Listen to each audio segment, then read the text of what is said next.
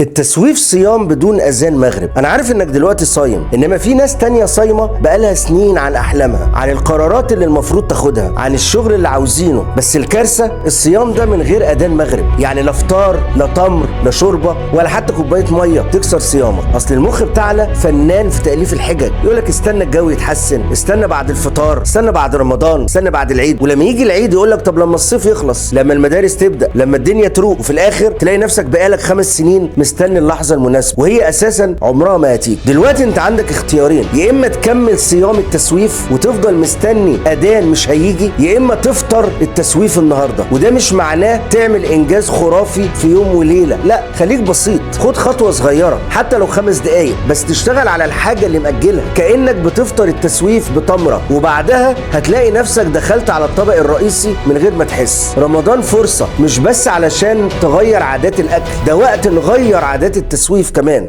فالسؤال هنا، ايه الحاجه اللي هتفطر بيها النهارده؟ اكتبها في الكومنت وخد اول خطوه دلوقتي.